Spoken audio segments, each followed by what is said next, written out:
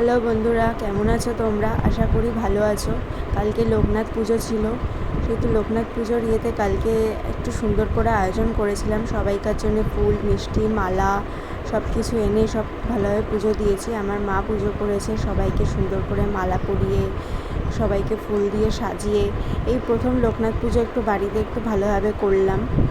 সবাইকে এখন মা মালা পরাচ্ছে, সবাইকে সুন্দরভাবে এবার ফুল দিয়ে সাজাবে, সাজিয়ে খুব সুন্দর করে সাজাবে।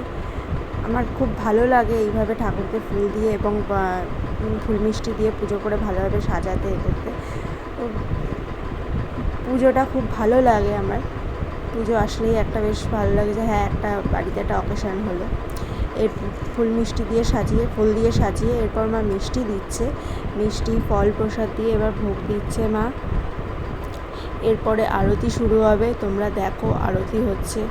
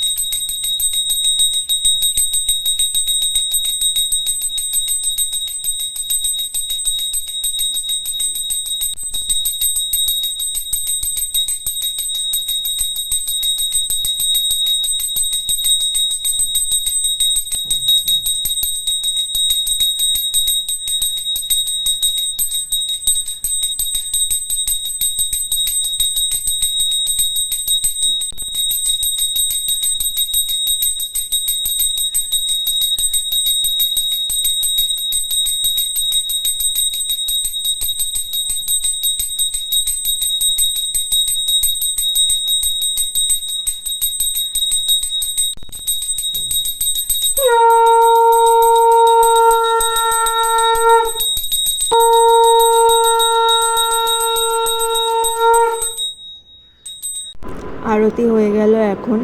এবার বুঝতেই পারলে কি সুন্দরভাবে আরতিটা হলো। তাই জন্য আরতির এই ঘণ্টা শাঁখের আওয়াজ শুনতে আমার খুব ভালো লাগে। তাই আরতির সময় আমি আমার কোনো স্পিচ দিইনি। এবার দেখো তোমরা, ভোগ দিয়ে ফুল দিয়ে সাজিয়ে কি সুন্দর লাগছে।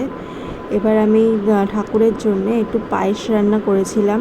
পায়েস চালেতে এখন ঘি মাখিয়ে নিয়ে এবার আমি ঘি দিয়ে কাজু কিশমিশটা ভেজে নেব। আগে তো পায়েসটা করতে গেলে ঘি দিয়ে কাজু কিশমিশটা ভাজতেই হয়। কাজু কিশমিশ ভেজে নেব। কাজু কিশমিশ ভেজে নেওয়ার পরে তারপরে আমি পায়েস করে নিলাম। তোমরা পুরো প্রসেসটা দেখো। খুব সুন্দর লাগে আমার ঠাকুরের জন্য ভোগ রান্না করতে বা এরকম পায়েস টায়েস করে দিতে। আমার খুবই ভালো লাগে এই জিনিসটা। আমার গোপালের জন্য আমার খুব ভালো লাগে। আমার বাড়িতে যে গোপাল আছে, গোপালের জন্য মাঝে মধ্যে আমি পায়েস করে দিই। আমার ভালোই লাগে। আমার গোপালকে ফুল দিয়ে সাজাতেও আমার ভাল লাগে। নতুন রাধাকৃষ্ণ এনেছিলাম দোলের সময়, রাধাকৃষ্ণকেও আমার ফুল দিয়ে সাজাতে আমার ভালোই লাগে। তাদের জন্য মাঝে মধ্যে এরকম পায়েস করে দিই আমি। জন্মাষ্টমীতেও খুব ভালো মতন পুজো করি। তোমরা দেখো এই জিনিসটা। এখন পায়েসের দুধ ফোটানো হচ্ছে। দুধ ফুটিয়ে নিয়ে এরপর চাল দেব। এখন ভালোভাবে দুধটাকে ফুটিয়ে আগে একটু ঘন করা হচ্ছে।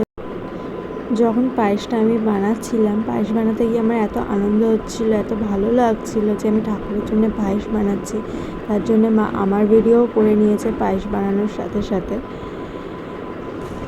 পায়েসটা বানিয়ে তারপরে আমি কাজু কিশমিশ দিলাম। ঘিয়ে ভাজা কাজু কিশমিশটা যেটা রাখা ছিল ওইটাই আমি দিয়ে দিলাম। ওইটা দিয়ে একটু নেড়ে নিলাম। তারপরে আলু পটলের তরকারি করেছিলাম ঠাকুরকে একটু ভোগ দেবো বলে, তাই জন্য আলু পটলের তরকারি করেছিলাম। ওটাতেও কাজু কিশমিশ বাটা, চারমগজ বাটা দিয়ে করেছিলাম। তারপর লুচি ভেজে নিলাম।